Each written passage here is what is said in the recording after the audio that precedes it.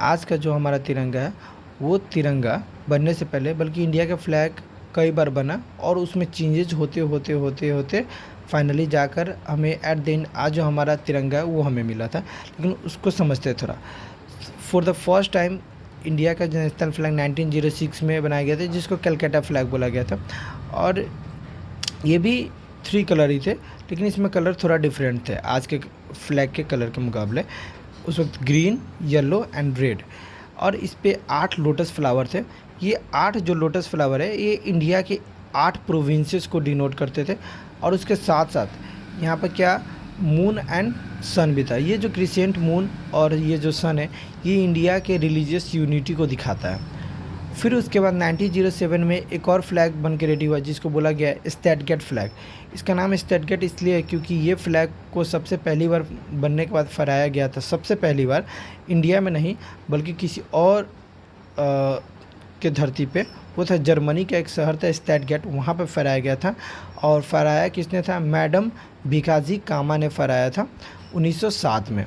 फिर उसके बाद ये फ्लैग के बाद एक और फ्लैग बना 1917 में। इस फ्लैग को बोला गया होम रूल फ्लैग। इसको नाम होम रूल फ्लैग इसलिए दिया गया, उस वक्त इंडिया का डिमांड ये था, जैसे एनी बेसेंट, लोकमान्य तिलक, ये लोग फ्रीडम स्ट्रगल में पार्टिसिपेट किए थे। फ्रीडम स्ट्रगल को बहुत आगे लेकर आए। एनी बेसेंट एक सोशल एक्टिविस्ट भी थी। तो इन लोगों का डिमांड ये था कि इंडिया को चलो अब क्या दे दो, आप डोमिनियन स्टेटस दे दो, मतलब आप ओवरऑल देश का मालिक रहोगे, ब्रिटिशर्स ही रहेंगे, लेकिन जो इंडिया है वो इंटरनली इंडिया को रन कौन करेगा, वो इंडिया को इंटरनली रन इंडियंस ही करेंगे।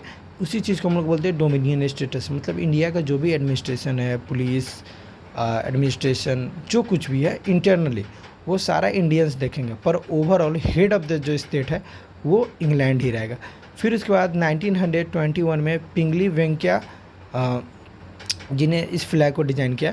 ये फ्लैग में saffron colour, white and green था, जो कि हम सबको पता है सैफ्रॉन क्या सैफ्रॉन क्या प्रोस्पेरिटी को दिखाता है, हैप्पीनेस को दिखाता है, वाइट पीस को दिखाता है, एंड ग्रीन किस चीज़ को दिखाता है, प्रोस्पेरिटी एंड फार्मिंग, इस चीज़ को दिखाता है। और ये जो फ्लैग था, ये फ्लैग का जो सजेशन था, ये गांधी जी ने सजेस्ट किया कि इस फ्लैग के बीच में क्या करो, एक चरखा भी डालो, क्योंकि उस वक्त गांधी जी चाहते थे कि सभी लोग इस चीज़ पर ध्यान दें, स्वदेशी अपनाने पे, क्योंकि विदेशी वस्त्र या फिर जो कुछ भी विदेशी था उन सब का बहिष्कार करके इंडियन प्रोडक्ट्स को अपनाना था। तो उस वक्त हम लोग जो कपड़ा यूज करते थे ब्रिटिशर्स का भी कपड़ा, ब्रिटिशर्स के द्वारा बनाए गए कपड़ा को पहनते थे। तो गांधी जी ने लोगों से अपील किया कि इंडिया के बने वस्त्र, इंडिया में जो वस्त्र बन रहे उस वस्त्र को धारण करें सभी लोग।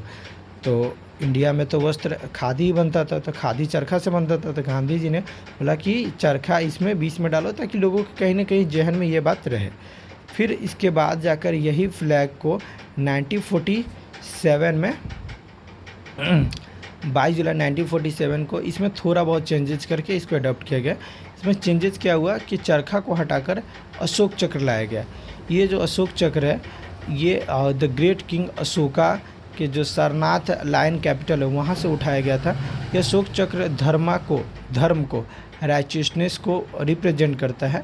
और इस अशोक चक्र में हम सभी को पता है 24 स्पाइक्स है, जिसको 24 तिलिया भी बोलते हैं। ये 24 तिलिया की चीज़ को डिनोट करते हैं। ये 24 तिलिया हमारे दिन के 24 घंटे को सिग्निफाई करता है, जो कि बताता है कि हम अपनी दिनचर्या में 24 घंटे क्या कर रहे हैं, इन द सेंस कि लाइक हमारा ड्यूटी क्या क्या हो सकता है, इस चीज़ को सिग्निफाई करता है। और यही है अशोक चक्र का मतलब बहुत बड़ा है। ये राइचियसनेस की बात करता है, धर्म, ड्यूटी, कर्तव्य, इसकी बात करता है ये।